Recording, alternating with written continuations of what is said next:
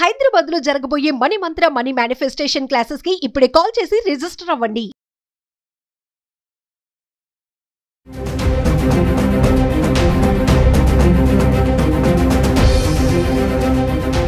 నమస్తే, welcome back to Suman TV. Present మనతో పాటు ఉన్నారు ఫ్యామిలీ కౌన్సిలర్ రజనీ రమ్మ గారు. నమస్తే మ్యామ్. నమస్తే నవీన. మేడం, ఈ క్వశ్చన్ నేను అడగొచ్చో లేదో తెలియదు, అంటే ఇప్పుడు ఈ టైంలో ఇది వర్తిస్తుందో లేదో కూడా నాకు తెలియదు. మరి ఉన్నారా అసలు ఈ టైంలో కూడా ఈ సమాజంలో ఇలాంటి వాళ్ళు అనేది మీరు చెప్పాలి. ఇప్పుడు భర్తలు పెళ్ళాలని కొట్టే భర్తలు అంటే అక్కడ వయసుతో సంబంధం లేదు, సందర్భం సంబంధం లేదు, ఏ ప్లేసు అనేది లేకుండా కూడా పెళ్ళాలని కొట్టే భర్తలు ఉన్నారు అంటే సమాధానం. ఉన్నారు అంటే ఉన్నారు, అనాదిగా ఉన్నారు, ఎప్పుడు లేకుండా లేరు, ఎప్పుడు ఉన్నారు, ఇప్పటికీ ఉన్నారా? ఇప్పటికీ ఉంటారు, ఉన్నారు. కొన్ని కేసులు కూడా జరుగుతూనే ఉన్నాయి. అంటే దీనికి ఏం చెయ్యాలి అనేది 2 టిప్స్ ఇస్తాను నేను. ఏంటంటే పోయేది మన పరవే కదా. ఇప్పుడు ఎక్కడికి వెళ్ళినా సరే నోరు చెయ్యి కాలు అదుపు లేని మనుషులతో వెళ్ళకపోవడం అనేది ఉత్తమోత్తమైన మార్గం. అంతే అంతే. సెకండ్ వచ్చేసి అలాంటి సిచ్యువేషన్ ఏమన్నా వస్తే అంటే కారణం ఉండదు. నేను ఎగ్జాంపుల్ చెప్తా చూడండి.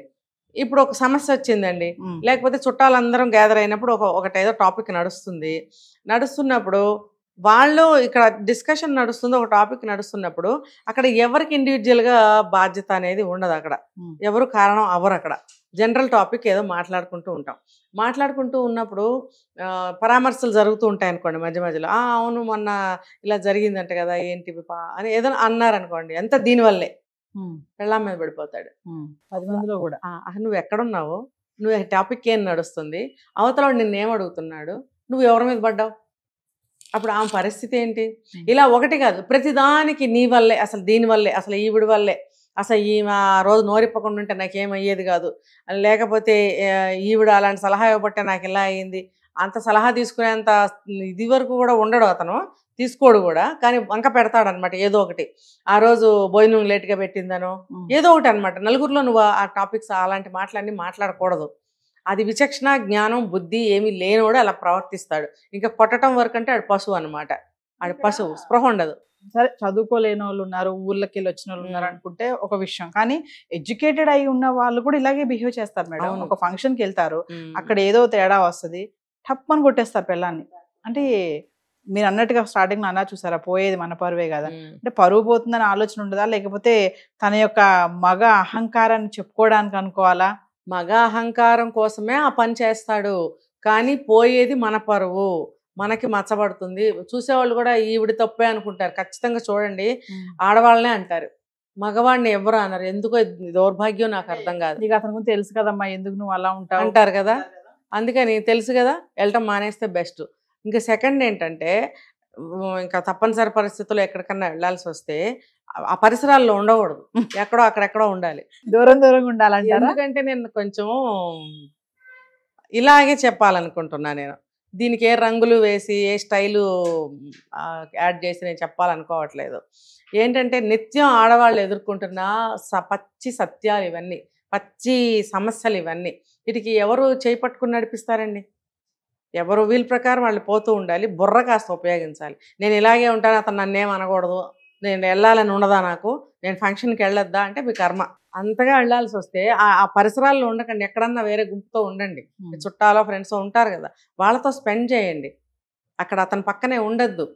కొంతమంది పిలుస్తారు, మా భార్యను పరిచయం చేస్తాను, మా పిల్లల్ని పరిచయం చేస్తాను అంటారు. అలా పరిచయం చేస్తానని వచ్చి పరిచయాలు అయిపోయాక వెళ్ళిపోండి ఇమీడియట్గా, అక్కడ ఉండకండి.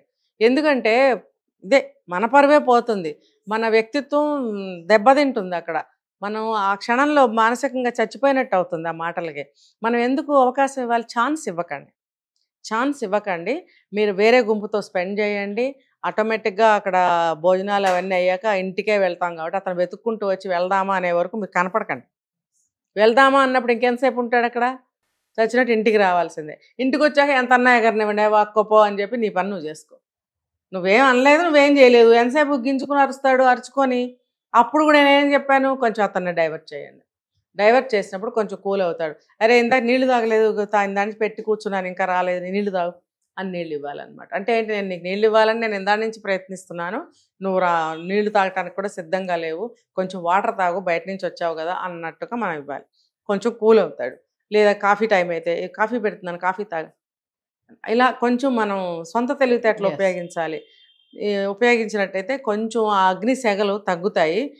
నిదానంగా కూర్చున్నప్పుడు తనేం చేశాడో తనకు అర్థమవుతుంది. ఆలోచనలు రావా, నేను ఇలా చేయకుండా ఉండాల్సిందే అని అనుకోవాలి. మరి అనుకోవడానికి ఇంకా కర్మ అనుకోవాలి అంతే. కానీ మనకైతే ఆ నరకం తప్పుతుంది కదా, తప్పుతుంది. తర్వాత ప్రశాంతంగా ఉంటాం కదా. అంటే అలాంటి సందర్భాల్లో మనమే తెలివిగా బిహేవ్ చేయాలంటారు. అంతే కదా. అక్కడి నుంచి తప్పించుకోవడమా, లేదంటే వెళ్ళడం మానేయడమా, లేదంటే అక్కడి నుంచి డైవర్ట్ చేసుకోవడం, టాపిక్ డైవర్ట్ చేయడం. సింగర్ గా అక్కడే ఉంటే అంతే. మళ్ళీ పక్కన ఆడవాళ్ళకి చెప్పుకోవడం చేయకూడదు. ఒకవేళ కర్మగాలి బుక్ అయిపోయామనుకో, అతని చేష్టలు మాటలు అందరూ చూస్తారు కదా, వాళ్ళే థూ అంటారు. ఈ అమ్మాయి సైలెంట్గా ఉంటే సరిపోతుంది. ఇంటికి వెళ్ళిన తర్వాత వీలైతే తోడపాసం పెట్టు మీ ఆయనకి, కిక్కురుమనకుండా పడి ఉండేటట్టయితే అక్కడ చూసుకోండి. ఇంట్లో బయట మాత్రం అరిచాడని నువ్వు అరిస్తే, 2 కుక్కలు అరిస్తే ఏమవుతుంది, చెవులు పోతాయి. అక్కడ ఎవరికి విలువ ఉండదు. కుక్కలు అరుచుకుంటున్నాయని మనం పక్క నుంచి వెళ్ళిపోతాం, వాళ్ళు అలాగే వెళ్ళిపోతారు. అలా 2-3 సార్లు జరిగితే వాళ్ళకి అలవాటే అని చెప్పుకుంటారు. ఇంకా ఇద్దరికి విలువ ఇవ్వటం మానేస్తారు. సో ఏం చేయాలంటే మనమే అది తప్పించుకుని వెళ్ళిపోవాలి. ఆడవాళ్ళకి తెలివితేటలు పెట్టాడు దేవుడు, మగాడికి లేవని కాదు, ఉపయోగించరు. కాబట్టి ఆడవాళ్లే సంసారం బాధ్యత అనేది వీళ్ళకే ఎక్కువ ఉంటుంది. కాబట్టి మనకి అవమానం జరుగుతుంది. కాబట్టి మనం ఎలా ఉండాలి మనమే ప్రశ్నించుకోవాలి. అతన్ని ఎలా మార్చాలి, అతన్ని ఎలా సత్యం నువ్వు మార్చలేవు. నువ్వు మొయ్యలేదు, నువ్వు కనలేదు, నువ్వు పెంచలేదు, నువ్వెలా మారుస్తావు? వాళ్ళు మార్చాలి వచ్చి అంటారు కదా మేడం అత్తగారులు, మరి నా కొడుకుని మార్చేసావు, అవును కదా, డైవర్ట్ చేసావు, మీరేమో మార్చలేరు, సాధ్యం కాదని మీరు అంటున్నారు. మరి అత్తగారులు ఏమో అనే అత్తగారులు ఉన్నారు కదా. చేసావు అంటే అన్ని రకాల మనుషులు ఉంటారు కదా. ఇప్పుడు అత్తగారికి ఎగ్నెస్ట్ చేసిన కోడళ్ళు లేరా, మరి ఆ టాపిక్ వేరు. వాళ్ళు అంటారు మరి అలా చేయకూడదు. కానీ అంత సతీ సాధువులు ఎవరున్నారు ఇక్కడ? కాబట్టి ఆ సెక్షన్ వేరు, ఆ టాపిక్ వేరు. ఈ సందర్భంగా నేను ఇది చెప్తున్నాను, ఆ సందర్భంగా అది వేరే ఉంటుంది. సో ఫైనల్ గా మేడం, మరి ఏ తరంలోనైనా, ఏ వయసులోనైనా, ఏ సందర్భంలోనైనా మరి భార్యలను కొట్టే భర్తల్ని రజనీరామ గారు ఏమంటారు? కొట్టడం అంటే చెప్తున్నాను కదా, విచక్షణ జ్ఞానం ఉండదు నవీన గారు వాళ్ళకి. వాళ్ళని కొడుతుంటే, అందరిలో కొడుతుంటే భర్తలను ఏమనాలని మీరు క్వశ్చన్ వేశారు. తప్పు, రాంగ్ క్వశ్చన్ అది. ఆ చుట్టుపక్కల ఉన్న వాళ్ళని వాళ్ళు ఏం చేస్తున్నారు, వాళ్ళు ఏం చేయాలని అడగండి. వాడు పిచ్చుకొక్కలాగా రెచ్చిపోయి నలుగురిలో భార్యను అవమానించి కొట్టడానికి చేయలేపో కొడితేనో చూస్తూ ఊరుకుంటారా? మరి వాళ్ళు బుద్ధి చెప్పి అక్కడే పంపిస్తే రెండోసారి ఇంకోసారి చేయడు కదా. మరి బాధ్యత బంధువులంటే ఏంటి? అయిన వాళ్లే కదా అందరూ. వాళ్ళు అలా ఎందుకు ఊరుకుంటున్నారు? వాళ్ళు బాగు చేయాలి. ఇప్పుడు పంచాయతీ పెట్టుకుంటారు, ఆ బంధువులనేగా పిలుస్తారు, అటు బంధువుల్ని ఇటు బంధువుల్ని పిలుస్తారు. మరి పెళ్లి జరిగినా అంతే, ఒక చావు జరిగినా అంతే, ఒక పుట్టుక జరిగినా అంతే, బంధువుల్ని అటు ఇటు ఇద్దరిని పిలుస్తారు. మరి ఆ బంధువులు దేనికి? తినిపోవడానికా, వచ్చి రాయేసి వెళ్ళడానికా? అలాంటి బంధువుల్ని పిలవకుండా అలాంటి బంధువుల దగ్గరికి వెళ్ళకండి. అసలు వాళ్ళ బంధువులని అనరు, అసలు వేస్ట్ ఫెలోస్. కాబట్టి నిజమైన బంధువులు ఎవరన్నా ఉంటే, ఇలాంటి సిచ్యువేషన్స్ జరుగుతుంటే ఆ భర్తను ఏమనాలని కాదు, వాడు ఎటు మృగం, వాడు అట్లానే చేస్తాడు. చూసిన వాళ్ళు ఏం చేయాలి? అక్కడ ఆపాలి కదా, ఒక అరాచకాన్ని ఆపాలి, ఒక పరువుని నిలబెట్టాలి. మన బంధువులు ఇలాంటి ఒక క్రీచర్ ఉన్నాడంటే వాడిని ఎలాగా ఏరిపారేయాలి, లేకపోతే వాడికి ఎలా బుద్ధి చెప్పాలి అని ఆలోచన బంధువులు చేయాలి. వాడు బుద్ధి చెప్పాలి వాళ్ళకి. ఎవరన్నా వయసులో పెద్దవాళ్ళు ఉంటే 2 చెంప పెట్టి చెప్పొచ్చు వాడికి, చెంప పగలగొట్టి. వరుసైన వాళ్ళు ఉంటారు కదా, మేనమామలో, బాబాయిలో, పెదనాల్లో ఉంటారు. ఎంత వయసు వచ్చినా 70 ఏళ్ళు వచ్చిన వాడికి బాబాయిలు ఉంటారు తెలుసా, మేనమామలు ఉంటారు తెలుసా, ఉంటారు. వాళ్ళు ఒక దెబ్బ వేయచ్చు. పెద్దమ్మలు ఉంటారు, మేనత్తలు ఉంటారు, వేయచ్చు ఒక దెబ్బ. బుద్ధి లేనివాడు ఏం పని చేసావురా నువ్వు, నలుగురిలో భార్యను కొడతావంటరా అని అన్నట్టయితే ఏమో కూడా పని చేయడం. అలా వేయకపోవడం వల్లే వీళ్ళు ఇలా రెచ్చిపోతూ ఉంటారు. బంధువులకి బాధ్యత ఉంటుందండి. మన జీవితంలో బంధువులకు భాగం ఉంది. ఉన్నప్పుడు బంధువుల పాత్ర ఏంటి అది. Thank you ma'am.